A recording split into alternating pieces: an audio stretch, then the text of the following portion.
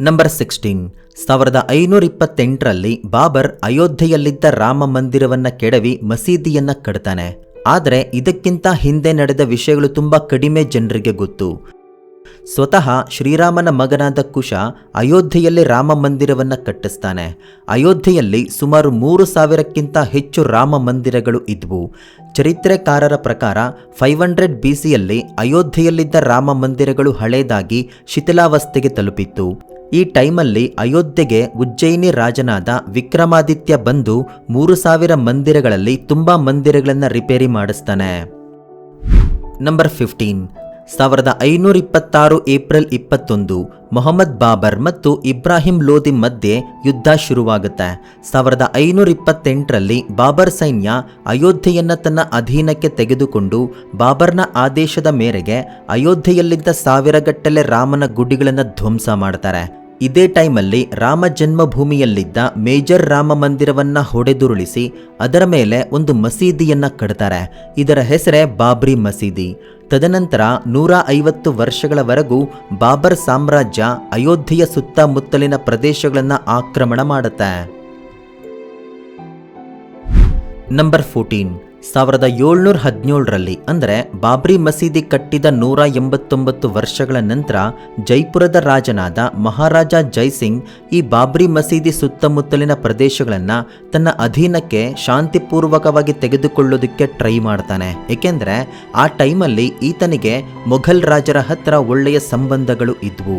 ಅಯೋಧ್ಯೆಯ ಬಾಬ್ರಿ ಮಸೀದಿ ರಾಮನ ಜನ್ಮಸ್ಥಳ, ಹಿಂದೂಗಳಿಗೆ ಎಷ್ಟು ಪವಿತ್ರ ಅನ್ನೋದು ಈತನಿಗೆ ಚೆನ್ನಾಗಿ ಗೊತ್ತು.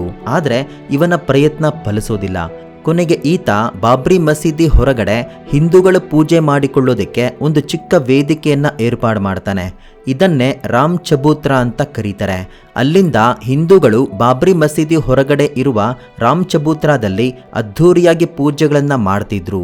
ಯುರೋಪಿಯನ್ ಜಿಯೋಗ್ರಾಫರ್ ಆದ ಜೋಸೆಫ್ 1788ರಲ್ಲಿ ಬಾಬ್ರಿ ಮಸೀದಿ ಹೊರಗಡೆ ರಾಮನನ್ನ ಪೂಜೆ ಮಾಡಿಕೊಳ್ಳೋದಕ್ಕೆ ಒಂದು ಚಿಕ್ಕ ಪ್ರದೇಶ ಇತ್ತು ಅನ್ನೋದನ್ನ ತನ್ನ ಪುಸ್ತಕದಲ್ಲಿ ಕನ್ಫರ್ಮ್ ಮಾಡಿದ್ದಾನೆ. ಮುಸ್ಲಿಮರು ಮಸೀದಿ ಒಳಗಡೆ ಹೋಗಿ ಪ್ರಾರ್ಥನೆ ಮಾಡ್ತಿದ್ರು. ಹಿಂದೂಗಳು ಮಸೀದಿ ಹೊರಗಡೆ ರಾಮನಿಗೆ ಪೂಜೆಯನ್ನ ಮಾಡ್ತಾ ಇದ್ರು.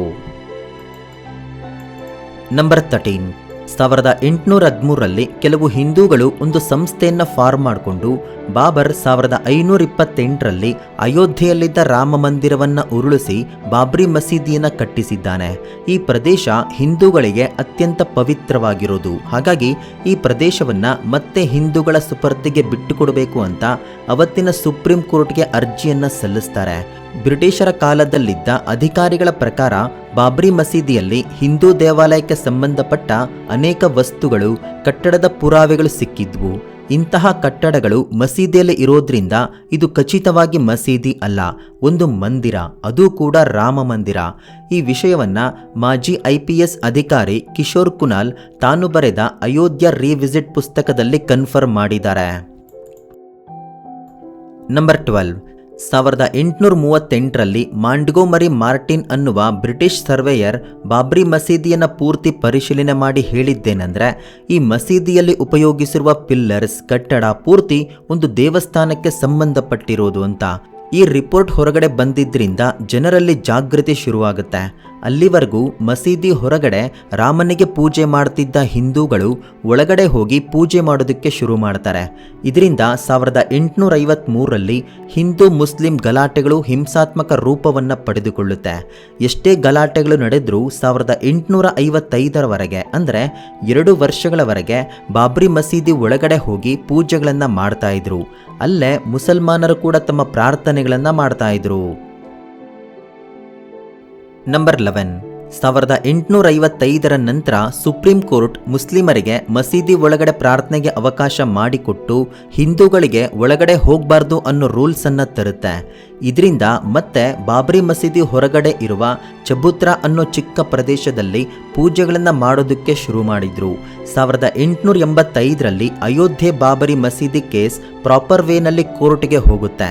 ರಾಮ ಭಕ್ತರಾದ ಮಹಂತ್ ರಘುವೀರ್ ದಾಸ್ ಬಾಬ್ರಿ ಮಸೀದಿ ಹೊರಗಡೆ ಹಿಂದೂಗಳು ಪೂಜೆ ಮಾಡುವ ಪ್ರದೇಶದಲ್ಲಿ ಒಂದು ಚಿಕ್ಕ ದೇವಸ್ಥಾನವನ್ನು ಕಟ್ಟೋದಕ್ಕೆ ಕೋರ್ಟ್ನಲ್ಲಿ ಪರ್ಮಿಷನ್ ಅನ್ನು ಕೇಳ್ತಾರೆ. ಆದರೆ ಕೋರ್ಟ್ ಇದನ್ನು ನಿರಾಕರಿಸುತ್ತೆ. ನಂಬರ್ 10 1934ರಲ್ಲಿ ಹಿಂದೂ ಮುಸ್ಲಿಂ ಗಲಾಟೆಗಳು ಹಿಂಸಾತ್ಮಕವಾಗಿ ಬದಲಾಗುತ್ತೆ. ಈ ಗಲಾಟೆಯಲ್ಲಿ ಕೆಲವು ಹಿಂದೂಗಳು ಬಾಬ್ರಿ ಮಸೀದಿಯ ಗೋಡೆಗಳನ್ನು ಉರುಳಿಸ್ತಾರೆ. ನಂತರ ಆ ಗೋಡೆಗಳನ್ನು ಮತ್ತೆ ಕಟ್ತಾರೆ. ಈ ಗಲಾಟೆಗಳ ನಂತರ ಮುಸ್ಲಿಮರು ಕೂಡ ಈ ಪ್ರದೇಶದಲ್ಲಿ ನಮಾಜ್ ಮಾಡಬಾರ್ದು ಅಂತ ಕೋರ್ಟ್ ಆದೇಶಗಳನ್ನು ಜಾರಿಗೆ ತರುತ್ತೆ. ಇದೆಲ್ಲ ನಡೆದಿದ್ದು ಬ್ರಿಟಿಷರ ಅಧೀನದಲ್ಲಿ. ಆ ಟೈಮಲ್ಲಿ ಕಾಂಗ್ರೆಸ್ ಪಾರ್ಟಿ ಇತ್ತು. ಆದರೆ ಇವರಿಗೆ ರಾಮ ಮಂದಿರವನ್ನು ಅಯೋಧ್ಯೆಯಲ್ಲಿ ಕಟ್ಟಬೇಕು ಅನ್ನೋ ಆಲೋಚನೆ ಇರಲಿಲ್ಲ. ಆ ಟೈಮಲ್ಲಿ ಹಿಂದೂಗಳ ಮಧ್ಯೆ ಐಕ್ಯತೆಯ ಕೊರತೆ ಇತ್ತು. ಆದರೆ ಸಾಧಾರಣ ಪ್ರಜೆಗಳ ಮನಸ್ಸಿನಲ್ಲಿ ಮಾತ್ರ ಅಯೋಧ್ಯೆಯಲ್ಲಿ ರಾಮ ಮಂದಿರವನ್ನು ಕಟ್ಟಲೇಬೇಕು ಅನ್ನೋ ಆಸೆ 400 ವರ್ಷಗಳ ನಂತರ ಕೂಡ ಬಲವಾಗಿತ್ತು. ನಂಬರ್ 9. 1947ರಲ್ಲಿ ನಮ್ಮ ದೇಶಕ್ಕೆ ಸ್ವತಂತ್ರ ಬಂದಿದ್ದು ಪ್ರಜೆಗಳಲ್ಲಿ ಹೊಸ ಉತ್ಸಾಹವನ್ನು ತುಂಬುತ್ತೆ. ಕಾಂಗ್ರೆಸ್ ಅಯೋಧ್ಯೆಯಲ್ಲಿ ರಾಮ ಮಂದಿರವನ್ನು ಪುನರ್ ನಿರ್ಮಿಸುತ್ತೆ ಅಂತ ತುಂಬ ಜನ ಭಾವಿಸ್ತಾರೆ. ಆದರೆ ಅವತ್ತಿನ ನಾಯಕರು ರಾಮ ಮಂದಿರದ ವಿಷಯದಲ್ಲಿ ಉತ್ಸಾಹವನ್ನೇ ತೋರಿಸೋದಿಲ್ಲ. 1949 ಡಿಸೆಂಬರ್ 30ರಂದು ಒಂದು ಘಟನೆ ನಡೆಯುತ್ತೆ. ಮಸೀದಿ ಹತ್ರ ಅರ್ಧರಾತ್ರಿಯಲ್ಲಿ ದೇವಾಲಯದ ಗಂಟೆಗಳ ಶಬ್ದ ಬರೋದಕ್ಕೆ ಶುರುವಾಗುತ್ತೆ. ಅಲ್ಲಿ ಹೋಗಿ ನೋಡಿದ್ರೆ ಬಾಬ್ರಿ ಮಸೀದಿಯ ಮಧ್ಯದಲ್ಲಿ ರಾಮನ ವಿಗ್ರಹ ಪ್ರತ್ಯಕ್ಷ ಆಗಿತ್ತು. ತುಂಬ ಜನ ಮಸೀದಿ ಒಳಗಡೆ ರಾಮನ ವಿಗ್ರಹಕ್ಕೆ ಪೂಜೆ ಮಾಡೋದಕ್ಕೆ ಶುರು ಮಾಡ್ತಾರೆ. ಆ ಟೈಮಲ್ಲಿ ಹಿಂದೂಗಳು ಹೇಳೋದೇನೆಂದರೆ ಅರ್ಧರಾತ್ರಿ ಅಕಸ್ಮಾತ್ ಆಗಿ ರಾಮನ ವಿಗ್ರಹ ಪ್ರತ್ಯಕ್ಷ ಆಗಿದೆ ಅಂತ. ಮುಸ್ಲಿಮರು ಹೇಳೋದೇನೆಂದರೆ ಇಲ್ಲ, ಈ ವಿಗ್ರಹವನ್ನು ಬಲವಂತವಾಗಿ ಮಸೀದಿ ಒಳಗಡೆ ತೆಗೆದುಕೊಂಡು ಬಂದಿದ್ದಾರೆ ಅಂತ. ಈ ಘಟನೆ ಸುತ್ತಮುತ್ತಲಿನ ಪ್ರದೇಶಗಳಿಗೆ ಹಬ್ಬಿದ್ರಿಂದ ಸಾವಿರಾರು ಸಂಖ್ಯೆಯಲ್ಲಿ ಆ ವಿಗ್ರಹವನ್ನು ನೋಡೋದಕ್ಕೆ ಬರ್ತಾರೆ. ಇದರಿಂದ ಅಲ್ಲಿನ ವಾತಾವರಣ ಹಿಂಸಾತ್ಮಕವಾಗಿ ಬದಲಾಗುತ್ತೆ. ನಂಬರ್ 8. ಅವತ್ತಿನ ಪ್ರಧಾನಮಂತ್ರಿ ಜವಾಹರಲಾಲ್ ನೆಹರು ಅಲ್ಲಿನ ಡಿಸ್ಟ್ರಿಕ್ಟ್ ಮ್ಯಾಜಿಸ್ಟ್ರೇಟ್ ಕೆ ನಾಯರ್ಗೆ ಮಸೀದಿಯಲ್ಲಿರುವ ವಿಗ್ರಹವನ್ನು ಹೊರಗಡೆ ಹಾಕಿ ಪರಿಸ್ಥಿತಿಯನ್ನು ಮೊದಲಿದ್ದ ಹಾಗೆ ಮಾಡಬೇಕು ಅನ್ನುವ ಆರ್ಡರನ್ನು ಕೊಡ್ತಾರೆ. ಆಗ ಕೆ ನಾಯರ್ ಹೇಳಿದ್ದೇನೆಂದರೆ, ನಾನು ಹಾಗೆ ಮಾಡೋದಕ್ಕಾಗಲ್ಲ, ಏಕೆಂದರೆ ಇಲ್ಲಿ ಸಾವಿರಾರು ಜನ ಇದ್ದಾರೆ. ಮಸೀದಿಯಿಂದ ವಿಗ್ರಹವನ್ನು ಹೊರಗಡೆ ಹಾಕಿದವರು ಬದುಕುವ ಸಾಧ್ಯತೆ ಇಲ್ಲ. ವಿಗ್ರಹವನ್ನು ಒಂದು ಸಲ ಪ್ರತಿಷ್ಠಾಪನೆ ಮಾಡಿದ ನಂತರ ಅದನ್ನು ತೆರವುಗೊಳಿಸೋದಕ್ಕೆ ಹಿಂದೂಗಳು ಒಪ್ಕೊಳ್ಳಲ್ಲ ಅಂತ ಹೇಳ್ತಾರೆ. ಅಯೋಧ್ಯೆಯಲ್ಲಿ ಪರಿಸ್ಥಿತಿ ಇನ್ನಷ್ಟು ಹಿಂಸಾತ್ಮಕವಾಗಿ ಬದಲಾಗಿದ್ದರಿಂದ ಮತ್ತೆ ನೆಹರು ಕೆ ನಾಯರ್ಗೆ ಇನ್ನೊಂದು ರಿಕ್ವೆಸ್ಟನ್ನು ಕಳಿಸ್ತಾರೆ. ಈ ಸಲ ಕೂಡ ಕೆ ನಾಯರ್, ನಾನು ಈ ವಿಷಯದಲ್ಲಿ ಏನೂ ಮಾಡೋದಕ್ಕಾಗಲ್ಲ, ವಿಗ್ರಹವನ್ನು ತೆರವುಗೊಳಿಸಿದ್ರೆ ಇಲ್ಲಿ ಪರಿಸ್ಥಿತಿ ಮತ್ತಷ್ಟು ದಾರುಣವಾಗಿ ಬದಲಾಗುತ್ತೆ. ಹಾಗಾಗಿ ಈ ಪ್ರದೇಶವನ್ನು ಪೂರ್ತಿ ಶಟ್ ಡೌನ್ ಮಾಡಬೇಕು, ಅಂದರೆ ಈ ಮಸೀದಿ ಸುತ್ತ ಬೇಲಿ ಹಾಕಿ ಯಾರು ಇದರ ಒಳಗಡೆ ಹೋಗಬಾರ್ದು ಅಂತ ಹೇಳಿ ತನ್ನ ಹುದ್ದೆಗೆ ರಿಸೈನನ್ನು ಕೊಡ್ತಾರೆ. ಈ ವಿಷಯ ನೆಹರುಗೆ ಸರಿ ಅನಿಸುತ್ತೆ. ಅವರು ಹೇಳಿದ ಹಾಗೆ ಮಾಡಿ ಕೆ ನಾಯರ್ ರವರನ್ನ ಅದೇ ಸ್ಥಾನದಲ್ಲಿ ಮುಂದುವರಿಸೋದಕ್ಕೆ ರಿಕ್ವೆಸ್ಟನ್ನು ಮಾಡ್ತಾರೆ. ನಂಬರ್ 7. 1950ರಲ್ಲಿ ಹಿಂದೂ ಮಹಾಸಭಾ ಲಾಯರ್ರಾದ ಗೋಪಾಲ್ ಸಿಂಗ್ ಮಿಶ್ರದ್ ಮಸೀದಿಯಲ್ಲಿರುವ ರಾಮನ ವಿಗ್ರಹಕ್ಕೆ ಪೂಜೆ ಮಾಡೋದಕ್ಕೆ ಅನುಮತಿ ಕೊಡಬೇಕು ಅಂತ ಫೈಸಾಬಾದ್ ಕೋರ್ಟ್ನಲ್ಲಿ ರಿಕ್ವೆಸ್ಟನ್ನು ಮಾಡ್ತಾರೆ. ಅವತ್ತಿಂದ ಸುಮಾರು 30 ವರ್ಷಗಳವರೆಗೂ ಒಂದು ಕಡೆ ಹಿಂದೂ ಸಂಘಟನೆಗಳು, ಇನ್ನೊಂದು ಕಡೆ ಮುಸ್ಲಿಂ ಸಂಘಟನೆಗಳು ಕೋರ್ಟ್ನಲ್ಲಿ ತಮ್ಮ ವಾದ ವಿವಾದಗಳನ್ನು ಮಂಡಿಸ್ತಾನೆ ಇರ್ತಾರೆ. ಆದರೆ ಈ ಕೇಸಲ್ಲಿ ಯಾವುದೇ ಕ್ಲಾರಿಟಿ ಸಿಗೋದಿಲ್ಲ. ನಂಬರ್ 6. 1980ರಲ್ಲಿ ಬಿಜೆಪಿಗೆ ಸ್ವಲ್ಪ ಬಲ ಬಂದಿದ್ದರಿಂದ ರಾಮ ಮಂದಿರ ವಿಷಯ ಮತ್ತಷ್ಟು ಚರ್ಚೆಗೆ ಬರುತ್ತೆ. ಆ ಟೈಮಲ್ಲಿ ರಾಷ್ಟ್ರೀಯ ಸ್ವಯಂ ಸೇವಕ ಸಂಘ, ವಿಶ್ವ ಹಿಂದೂ ಪರಿಷತ್ ಮತ್ತು ಬಿಜೆಪಿ ತಮ್ಮ ತಮ್ಮ ಪದ್ಧತಿಗಳಲ್ಲಿ ರಾಮ ಮಂದಿರಕ್ಕೋಸ್ಕರ ಹೋರಾಟಗಳನ್ನು ಶುರು ಮಾಡ್ತಾರೆ. 1980ರಲ್ಲಿ ಇವರೆಲ್ಲ ಸೇರಿ ಅಯೋಧ್ಯೆಯ ರಾಮ ಮಂದಿರದವರೆಗೆ ರಥಯಾತ್ರೆಯನ್ನು ಮಾಡಬೇಕು ಅನ್ಕೋತಾರೆ. ಆದರೆ ಅದೇ ಟೈಮಲ್ಲಿ ಇಂದಿರಾ ಗಾಂಧಿ ಹತ್ಯೆ ಆಗಿದ್ದರಿಂದ ಆ ಯಾತ್ರೆ ಅಲ್ಲಿಗೆ ನಿಂತು ಹೋಗುತ್ತೆ. ನಂಬರ್ 5. 1986ರಲ್ಲಿ ಒಂದು ಘಟನೆ ನಡೆಯುತ್ತೆ. ಇದು ರಾಮ ಮಂದಿರದ ಪೂರ್ತಿ ಹೋರಾಟದ ದಿಕ್ಕನ್ನೇ ಬದಲಾಯಿಸಿಬಿಡುತ್ತೆ. ನಿಮ್ಮಲ್ಲಿ ತುಂಬ ಜನಕ್ಕೆ ಶಾಬಾನು ಕೇಸ್ ಬಗ್ಗೆ ಗೊತ್ತಿರುತ್ತೆ. ಗೊತ್ತಿಲ್ಲದವರಿಗೆ ಸಿಂಪಲ್ ಆಗಿ ಹೇಳ್ತೀನಿ. ಗಂಡ ಹೆಂಡತಿ ಡೈವೋರ್ಸ್ ಆದಾಗ ಕೋರ್ಟ್ ಹೆಂಡತಿಯ ಜೀವನಾಂಶಕ್ಕಾಗಿ ಗಂಡ ಪ್ರತಿ ತಿಂಗಳು ಹಣ ಕೊಡಬೇಕು ಅಂತ ಹೇಳುತ್ತೆ. ಇದು ನಮ್ಮ ಸಂವಿಧಾನ. ಆದರೆ ಮುಸ್ಲಿಮರ ವಿಷಯಕ್ಕೆ ಬಂದರೆ ಅವರ ಧರ್ಮದ ಪ್ರಕಾರ ಗಂಡ ಹೆಂಡತಿಗೆ ಯಾವುದೇ ಜೀವನಾಂಶವನ್ನು ಕೊಡುವ ಪದ್ಧತಿ ಇಲ್ಲ. ಆದರೆ ಇದೇ ವಿಷಯವನ್ನು ಚಾಲೆಂಜ್ ಮಾಡ್ತಾ ಶಾಬಾನು ಅನ್ನೋ ಮುಸ್ಲಿಂ ಮಹಿಳೆ ತನ್ನ ಗಂಡ ಕಾರಣ ಇಲ್ಲದೆ ಡೈವರ್ಸ್ ಕೊಟ್ಟಿದ್ದಾರೆ ಅನ್ನೋ ಕಾರಣಕ್ಕೆ ಸುಪ್ರೀಂ ಕೋರ್ಟ್ವರೆಗೂ ಹೋಗ್ತಾರೆ. ಸುಪ್ರೀಂ ಕೋರ್ಟ್ ವಿಚ್ಛೇದನವನ್ನ ಮಾನ್ಯಗೊಳಿಸಿ ಪ್ರತಿ ತಿಂಗಳು ಜೀವನಾಂಶವನ್ನ ಶಾಬಾನುಗೆ ಆಕೆಯ ಗಂಡ ಕೊಡಬೇಕು ಅಂತ ತೀರ್ಪನ್ನ ಕೊಡುತ್ತೆ. ಆದರೆ ಇದು ಮುಸ್ಲಿಮರಿಗೆ ಹಿಡಿಸೋದಿಲ್ಲ, ಯಾಕೆಂದ್ರೆ ಇದು ಅವರ ಧರ್ಮದ ವಿರುದ್ಧ. ಆದರೆ ಆ ಟೈಮಲ್ಲಿ ರಾಜೀವ್ ಗಾಂಧಿ ಏನು ಮಾಡ್ತಾರೆ ಅಂದರೆ ತನ್ನ ಪವರನ್ನು ಪೂರ್ತಿ ಬಳಸಿ ಸುಪ್ರೀಂ ಕೋರ್ಟ್ ಕೊಟ್ಟ ಆದೇಶವನ್ನೇ ಬದಲಾಯಿಸಿ ಬಿಡ್ತಾರೆ. ಆಗ ರಾಜೀವ್ ಗಾಂಧಿ ಹಿಂದೂಗಳ ಕೆಂಗಣ್ಣಿಗೆ ಗುರಿಯಾಗ್ತಾರೆ, ಏಕೆಂದರೆ ಈತ ಮುಸಲ್ಮಾನರನ್ನು ಓಲೈಸೋದಕ್ಕೆ ಘನ ನ್ಯಾಯಾಲಯದ ತೀರ್ಪನ್ನೇ ಬದಲಾಯಿಸಿದ ಅಂತ. ಇದು ಇಡೀ ದೇಶದಲ್ಲಿ ಸದ್ದು ಮಾಡಿ ಪ್ರತಿಭಟನೆಗಳು ನಡೆಯುತ್ತೆ. ಆಗ ಹಿಂದೂಗಳನ್ನು ಸಮಾಧಾನ ಪಡಿಸೋದಕ್ಕೆ ರಾಜೀವ್ ಗಾಂಧಿ ಬಾಬ್ರಿ ಮಸೀದಿಯ ಗೇಟ್ಗಳನ್ನು ಓಪನ್ ಮಾಡಿಸಿ ಹಿಂದೂಗಳಿಗೆ ಪೂಜೆ ಮಾಡಿಕೊಳ್ಳುವ ಪರ್ಮಿಷನ್ ಅನ್ನು ಕೊಟ್ಟು ಬಿಡ್ತಾರೆ. ಇದರಿಂದ ಮುಸ್ಲಿಮರು ಇವರ ವಿರುದ್ಧ ಉರಿದು ಬೀಳ್ತಾರೆ. ನಂಬರ್ 4, ಸೆಪ್ಟೆಂಬರ್ 25, 1990ರಲ್ಲಿ ಅಡ್ವಾಣಿಯವರು ಸೋಮನಾಥದಿಂದ ಅಯೋಧ್ಯೆವರೆಗೆ ಸುಮಾರು 10,000 ಕಿಲೋಮೀಟರ್ ರಥಯಾತ್ರೆಯನ್ನು ಮಾಡ್ತಾರೆ. ಈ ರಥಯಾತ್ರೆಯಿಂದ ಹಿಂದೂಗಳಲ್ಲಿ ಐಕ್ಯತೆ ಜಾಗೃತಿ ಆಗುತ್ತೆ. ಈ ಯಾತ್ರೆ ಮುಗಿಯೋಷ್ಟೊತ್ತಿಗೆ ಉತ್ತರ ಪ್ರದೇಶದಲ್ಲಿ ಅಡ್ವಾಣಿಯವರನ್ನ ಪೊಲೀಸರು ಅರೆಸ್ಟ್ ಮಾಡ್ತಾರೆ. ಈ ಯಾತ್ರೆಯ ಕೊನೆ ದಿನ ಅಯೋಧ್ಯೆಯಲ್ಲಿ ಮತ್ತೆ ಗಲಾಟೆಗಳು ನಡೆಯುತ್ತೆ. ಇದರ ಭಾಗವಾಗಿ ಬಾಬ್ರಿ ಮಸೀದಿಯ ಗುಮ್ಮಟದ ಮೇಲೆ ಕೇಸರಿ ಧ್ವಜವನ್ನು ಹಾರಿಸ್ತಾರೆ. ರಾಮಭಕ್ತರನ್ನ ಕಂಟ್ರೋಲ್ ಮಾಡೋದಕ್ಕೆ ಪೊಲೀಸರು ವೆಪನ್ಸ್ ಅನ್ನ ಬಳಸಬೇಕಾಗಿ ಬರುತ್ತೆ. ಈ ಗಲಾಟೆಯಲ್ಲಿ ತುಂಬಾ ಜನ ಸತ್ತೋಗ್ತಾರೆ. ನಂಬರ್ 3, 1992 ಡಿಸೆಂಬರ್ 6ರಂದು ಒಂದು ಮುಖ್ಯವಾದ ಘಟನೆ ನಡೆಯುತ್ತೆ. ಸುಮಾರು 2 ಲಕ್ಷ ಜನ ಕರಸೇವಕರು ಅಯೋಧ್ಯೆ ಸೇರಿಕೊಂಡು ಬಾಬ್ರಿ ಮಸೀದಿ ಗೇಟ್ಗಳನ್ನು ಹೊಡೆದು ಹಾಕಿ ಮಸೀದಿ ಮೇಲೆ ಹತ್ತಿ ಅಲ್ಲಿದ್ದ ಗುಮ್ಮಟಗಳನ್ನು ಹೊಡೆದು ಹಾಕ್ತಾರೆ. ಆ ಟೈಮಲ್ಲಿ ಕಲ್ಯಾಣ್ ಸಿಂಗ್ ಉತ್ತರ ಪ್ರದೇಶದ ಮುಖ್ಯಮಂತ್ರಿ ಆಗಿದ್ರು. PV ನರಸಿಂಹರಾವ್ ಪ್ರಧಾನಮಂತ್ರಿ ಆಗಿದ್ರು. ಅಯೋಧ್ಯೆಯಲ್ಲಿ ನಡೀತಾ ಇದ್ದ ಗಲಾಟೆಗಳನ್ನು ಹತೋಟಿಗೆ ತರೋದಕ್ಕೆ ಆಗದೆ ಕಲ್ಯಾಣ್ ಸಿಂಗ್ ರಿಸೈನ್ ಮಾಡ್ತಾರೆ. ಇದರಿಂದ ಉತ್ತರ ಪ್ರದೇಶದ ಮೇಲೆ ರಾಷ್ಟ್ರಪತಿ ಆಳ್ವಿಕೆ ಬರುತ್ತೆ. ಈ ಘಟನೆಯಲ್ಲಿ ಸಾವಿರಾರು ಜನ ಪ್ರಾಣವನ್ನ ಕಳ್ಕೋತಾರೆ.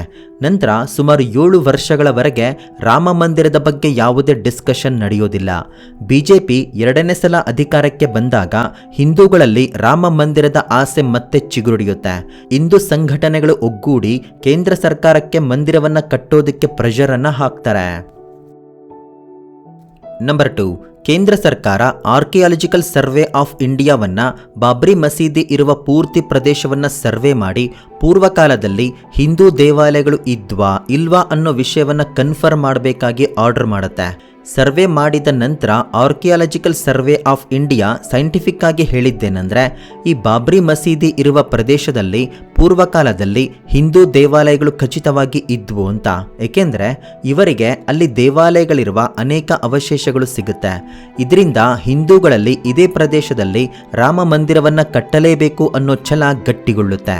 ಈ ವಿಷಯ ಹೊರಗಡೆ ಬರ್ತಾ ಇದ್ದಂತೆ ಸುಪ್ರೀಂ ಕೋರ್ಟ್ ಬಾಬ್ರಿ ಮಸೀದಿ ಇರುವ ಪ್ರದೇಶವನ್ನ 3 ಭಾಗಗಳಾಗಿ ಮಾಡಿ ಒಂದು ಭಾಗವನ್ನ ರಾಮ ಜನ್ಮಭೂಮಿ ಟ್ರಸ್ಟ್ಗೆ, 2ನೇ ಭಾಗವನ್ನ ಸುನ್ನಿ ವಕ್ಫ್ ಬೋರ್ಡ್ಗೆ, 3ನೇ ಭಾಗವನ್ನ ನಿರ್ಮೋಯಿ ಅಕಾರಾಗೆ ಕೊಡಬೇಕು ಅಂತ ತೀರ್ಪನ್ನ ಕೊಡುತ್ತೆ. ಆದರೆ ಈ ತೀರ್ಪನ್ನ ಹಿಂದೂಗಳು ಮುಸ್ಲಿಮರು ಒಪ್ಕೊಳ್ಳೋದಿಲ್ಲ. ನಂಬರ್ 1, 2011ರಲ್ಲಿ ಈ ಪೂರ್ತಿ ವಿಷಯ ಮತ್ತೆ ಸುಪ್ರೀಂ ಕೋರ್ಟ್ಗೆ ಹೋಗುತ್ತೆ. ಆಮೇಲೆ ಸುಮಾರು 7 ವರ್ಷಗಳವರೆಗೆ ಯಾವುದೇ ರೀತಿಯ ಬೆಳವಣಿಗೆಗಳು ನಡೆಯೋದಿಲ್ಲ. ಸುಪ್ರೀಂ ಕೋರ್ಟ್ ಒಂದು ಮೀಡಿಯೇಷನ್ ಪ್ಯಾನೆಲ್ ಅನ್ನು ಫಾರ್ಮ್ ಮಾಡಿ ಈ ಎಲ್ಲ ಪಾರ್ಟಿಗಳ ಹತ್ರ ಮಾತಾಡಿ ಸಹಮತದೊಂದಿಗೆ ಒಂದು ನಿರ್ಣಯವನ್ನು ತೆಗೆದುಕೊಳ್ಳುವ ಯೋಚನೆ ಮಾಡುತ್ತೆ. ಆದರೆ ಇದಕ್ಕೆ ಯಾರೂ ಒಪ್ಕೊಳ್ಳೋದಿಲ್ಲ. ಇದರಿಂದ ಸುಪ್ರೀಂ ಕೋರ್ಟ್ ಈ ರಾಮ ಜನ್ಮಭೂಮಿ ಕೇಸನ್ನು ಸೀರಿಯಸ್ ಆಗಿ ತೆಗೆದುಕೊಂಡು ಈ ಭೂಮಿಗೆ ಸಂಬಂಧಪಟ್ಟ ಎಲ್ಲ ಪೇಪರ್ ಡಾಕ್ಯುಮೆಂಟ್ಸ್ಗಳನ್ನು ಕ್ಲಿಯರ್ ಆಗಿ ಸ್ಟಡಿ ಮಾಡಿ ಆರ್ಕಿಯಾಲಜಿಕಲ್ ಸರ್ವೆ ಆಫ್ ಇಂಡಿಯಾ ಕೊಟ್ಟ ರಿಪೋರ್ಟನ್ನು ಮತ್ತೆ ಪರಿಶೀಲನೆ ಮಾಡಿ 2019 ನವೆಂಬರ್ನಲ್ಲಿ ಪ್ರಸ್ತುತ ಬಾಬ್ರಿ ಮಸೀದಿ ಇರುವ ಪೂರ್ತಿ ಪ್ರದೇಶ ರಾಮನಿಗೆ ಸೇರುತ್ತೆ. ಈ ಪ್ರದೇಶವನ್ನ ರಾಮ ಜನ್ಮಭೂಮಿ ಟ್ರಸ್ಟ್ ಸುಪರ್ದಿಗೆ ಕೊಡಬೇಕು ಅಂತ ಫೈನಲ್ ಜಡ್ಜ್ಮೆಂಟ್ ಅನ್ನ ಕೊಡುತ್ತೆ.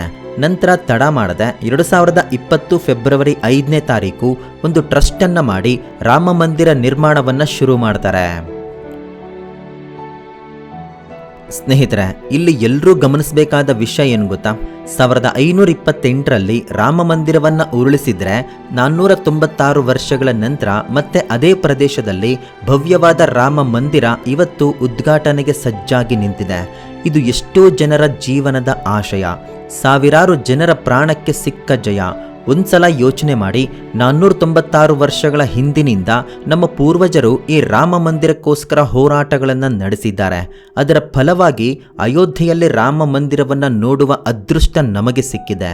ಹಾಗಾಗಿ ಜನವರಿ 22ರಂದು ರಾಮ ಮಂದಿರ ಉದ್ಘಾಟನೆ ಆಗುವ ದಿನ ನಮ್ಮ ಮನೆಗಳಲ್ಲಿ ರಾಮನ ಮುಂದೆ ದೀಪಗಳನ್ನು ಬೆಳಗಿಸುವಾಗ ಈ ಮಂದಿರಕ್ಕೋಸ್ಕರ ಪ್ರಾಣಾರ್ಪಣೆ ಮಾಡಿದವರ ಆತ್ಮಗಳಿಗೆ ಶಾಂತಿ ಸಿಗ್ಲಿ ಅಂತ ಮನಸ್ಫೂರ್ತಿಯಾಗಿ ಕೋರ್ಕೊಳ್ಳೋಣ. ಏಕೆಂದರೆ ಅವರ ಪರಿಶ್ರಮ ಇವತ್ತು ವ್ಯರ್ಥ ಆಗಲಿಲ್ಲ. ಸೊ ಇದು ಫ್ರೆಂಡ್ಸ್ ಇವತ್ತಿನ ವಿಡಿಯೋ. ಇಲ್ಲಿವರೆಗೂ ವಿಡಿಯೋ ನೋಡಿದ್ದೀರಾ ಅಂದರೆ ಮರೀದೆ ಒಂದು ಲೈಕನ್ನು ಕೊಡಿ. ನೀವು ಕೊಡುವ ಒಂದು ಲೈಕ್ ನಮಗೆ ಮತ್ತಷ್ಟು ವಿಡಿಯೋಗಳನ್ನು ಮಾಡೋದಕ್ಕೆ ಮೋಟಿವೇಶನ್ ಸಿಗುತ್ತೆ. ಜೈ ಹಿಂದ್.